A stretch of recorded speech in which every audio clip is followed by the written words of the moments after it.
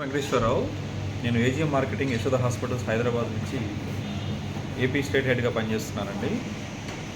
ఈరోజు మీడియా మిత్రులందరికీ ఇక్కడికి ఆహ్వానించడానికి ముఖ్య ఉద్దేశం ఏంటంటే, ఈరోజు మనతో ఉన్నారు డాక్టర్ యుగంధర్ రెడ్డి గారు, సర్జికల్ ఆంకాలజిస్టు. ఈయన senior consultant Yashoda hospital Somajiguda నుంచి ఇక్కడికి రావడం జరిగింది.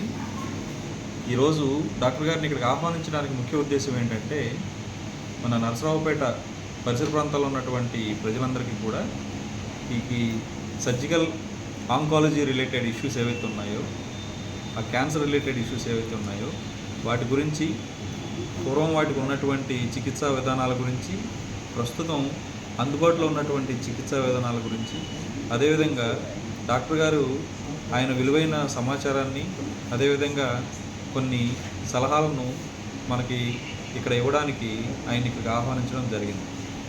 నమస్తే అండి, నేను doctor Yugandhar Reddy, senior consultant surgical oncologist, Yashoda hospital Somajiguda. ముఖ్యంగా క్యాన్సర్లలో లాస్ట్ 10 yearsలో ట్రీట్మెంట్స్లలో చాలా మార్పులు అనేవి వచ్చాయి.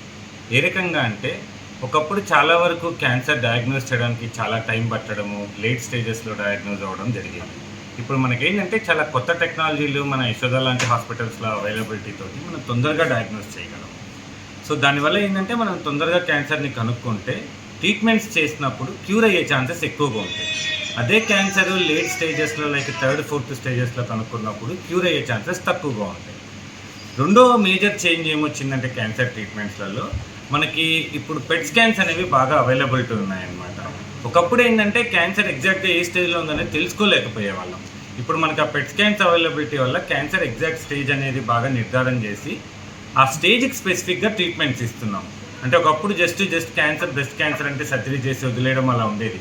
ఇప్పుడు ఏంటంటే మనకి సర్జరీ ముందర కీమోథెరపీ, రేడియేషను, టార్గెటెడ్ థెరపీస్ ఇలాంటి చాలా ట్రీట్మెంట్స్ వచ్చాయి. ఆపరేషన్స్లో కూడా ఏంటంటే మనకి ఇంతకుముందు బాగా రాడికల్ సర్జరీస్ చేసేవాళ్ళం. అంటే ఒకప్పుడు ఎట్లా ఉండేదంటే చాలా పెద్ద సర్జరీ చేస్తే పెద్ద క్యాన్సర్ సర్జన్ బాగా ఎక్కువ క్యూర్ అవుతుంది అనే నోషన్ ఉండేదన్నమాట. కానీ ఇప్పుడు అలా అవసరం లేదు. మనం క్యాన్సర్లలో కూడా సర్జరీ అనేది సొఫిస్టికేటెడ్గా చేయగలుగుతున్నాం. అంటే క్యాన్సర్ సర్జరీ కంటే ముందు కీమోథెరపీలు, రేడియేషన్ లాంటివి ఇచ్చి ఆ క్యాన్సర్ గడ్డ సైజును తగ్గించి మనం కన్జర్వేటివ్ సర్జరీస్ చేస్తాం. లైక్ రొమ్ము క్యాన్సర్లలో పూర్తిగా రొమ్ము తొలగించకుండా పార్షియల్గా మాత్రమే తొలగించి సర్జరీ చేయడము. కిడ్నీ క్యాన్సర్లో కూడా కిడ్నీ పూర్తిగా తొలగించాల్సిన అవసరం లేకుండా ఓన్లీ పార్షియల్గా ట్యూమర్ వరకు తొలగించడము. ఇట్లాంటి కొత్త ఆధునిక పద్ధతులు చేయగలుగుతున్నాం. ఒకప్పుడు క్యాన్సర్ అంటే సర్జరీ అంటే అది ఓపెన్ సర్జరీ మాత్రమే చేయాలనుకునేవాళ్ళు.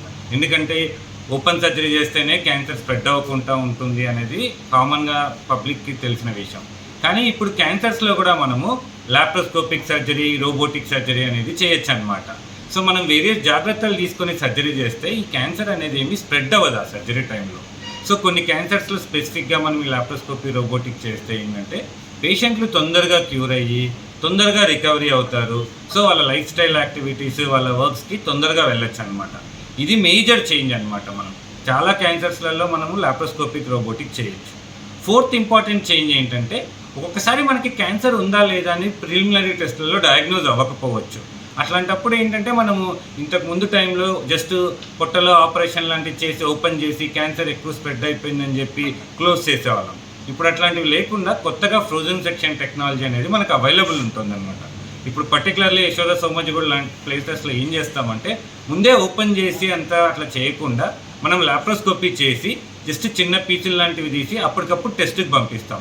సో పేషెంట్ సర్జరీలో ఉన్న టైంలోనే మనకి ఆ ల్యాబ్ నుంచి ఒక 20-25 minutesలో రిపోర్ట్ అనేది వస్తుందన్నమాట, అది క్యాన్సరా కాదనేది.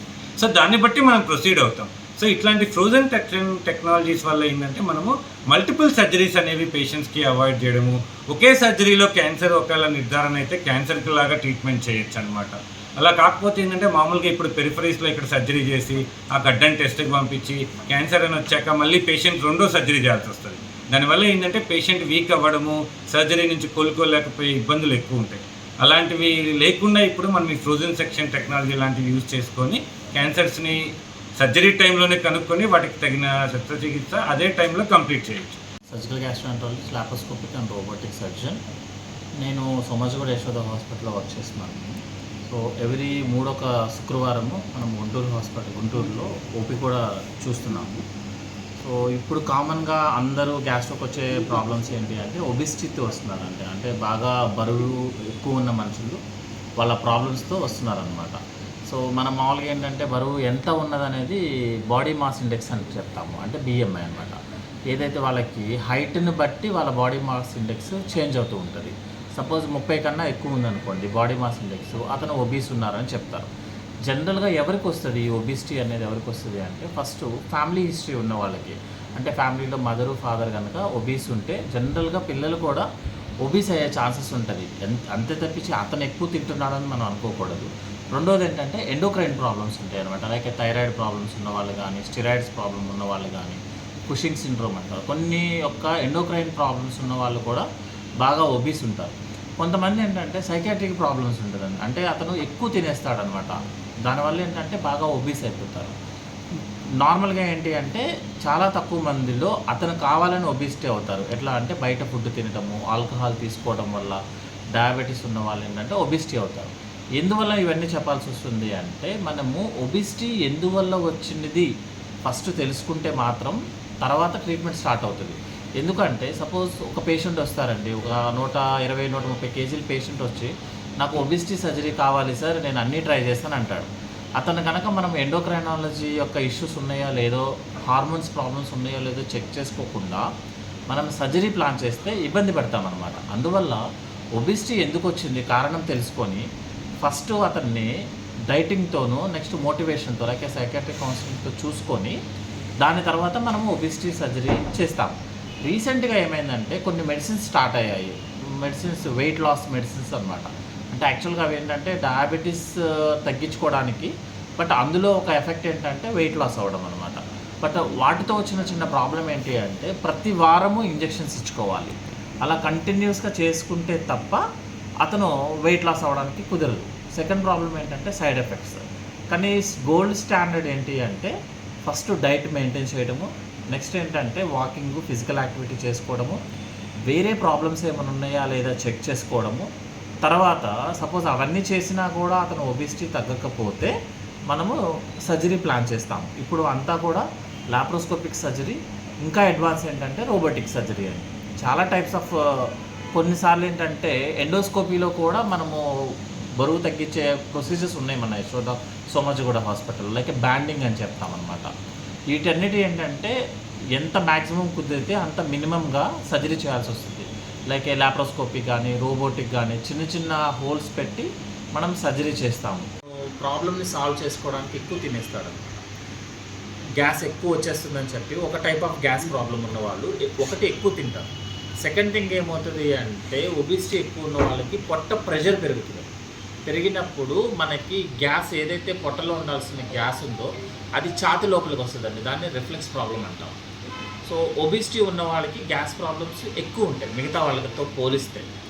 ఒక్కొక్కసారి ఏం చేయాల్సి వస్తుంది అంటే రెండింటికి కలిపి సర్జరీ చేయాల్సి వస్తుంది, అంటే ఒబిసిటీకి గ్యాస్కి కలిపి సర్జరీ చేసుకోవాల్సి వస్తుంది.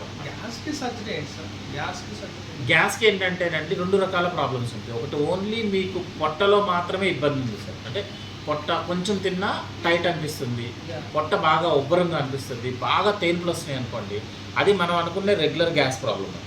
దానికి ఫస్ట్ మెడిసిన్స్ యూజ్ చేస్తాము, డైట్ మెయింటైన్ చేస్తాము అన్నమాట. కొంతమందిలో ఏంటి అంటే పొట్టలో ఏ కంప్లైంట్ ఉండదండి, చెస్ట్లోనే ఎక్కువ కంప్లైంట్స్ ఉంటాయి.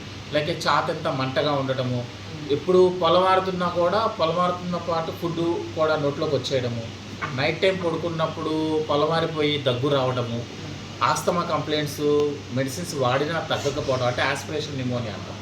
వాళ్ళని ఏమంటాం అంటే గ్యాస్ రిఫ్లెక్స్ అంటారండి. వాళ్ళకి మనం సర్జరీ చేసుకోవాల్సి వస్తుంది. అంటే ఏ పార్టీకి సర్జరీ చేస్తారండి? ఏ పార్టీ కంటే ఇప్పుడు గ్యాస్ రిఫ్లెక్స్ అంటే ఏంటంటే మనకి ఫుడ్ పైప్కి స్టమక్ జంక్షన్కి దగ్గర ఒక చిన్న డోర్ లాగా ఉంటుంది అన్నమాట. అదేంటంటే మనం ఫుడ్ తిన్నప్పుడు ఆ డోర్ ఓపెన్ అయ్యి ఫుడ్ కిందకి వస్తుంది, కింద నుంచి గ్యాస్ని మాత్రం పైకి రానివ్వదు. ఎస్డిటీని, గ్యాస్ అంటే ఎస్డిటీని పైకి రానివ్వదు. అది కనుక డ్యామేజ్ అయిందనుకోండి, సో మన ఫుడ్ తిన్నప్పుడు ఎలా అయితే ఓపెన్ అయిందో కింద నుంచి గ్యాస్ వచ్చినప్పుడు కూడా ఓపెన్ అయిపోతుంది అన్నమాట. దాన్ని ఏం చేస్తామంటే మనము స్టమక్ని ఫుడ్ పైప్ చుట్టూ ఒక రౌండ్ లాగా చుడతాం అన్నమాట. చుడితే ఏమవుతుంది అంటే గ్యాస్ కింద ఉన్న గ్యాస్ పైకి రాకుండా ఉంటుంది. సర్జరీ అండి, అది రిఫ్లెక్స్ సర్జరీ అన్నమాట. మేము పీజీ చదువుకున్న టైంలో అయితే సగం సర్జరీ డిపార్ట్మెంట్ లిస్ట్ గ్యాస్ ప్రాబ్లంకే ఉండేది. సగం లిస్ట్ గ్యాస్ ప్రాబ్లంకే ఉండేది. కాకపోతే ఏమైందంటే తర్వాత గ్యాస్ టాబ్లెట్స్ వచ్చాయి కదా, మన పడగడుపున వేసుకునే గ్యాస్ టాబ్లెట్ వల్ల అసలు ఆ సర్జరీలే పోయాయి. అది గ్యాస్ సర్జరీస్. ఇప్పుడు అన్ని రిఫ్లెక్స్ ప్రాబ్లమ్స్ సర్జరీస్. కానీ పేషెంట్కి రెండు ఒకటే కదా సార్, పేషెంట్ చెప్పే మాట రెండు ఒకటిగానే చెప్తారు యాక్చువల్గా. సో ప్యూర్ గ్యాస్కి అయితే సర్జరీ కాదు సార్, రిఫ్లెక్స్కి surgery. Reflux surgery pure gas అయితే కాదు. ఒకప్పుడు ఉండేది, గ్యాస్ టాబ్లెట్ వల్ల పోయాయి. ట్రెండ్ చేంజ్ అవుతుంటుంది సార్.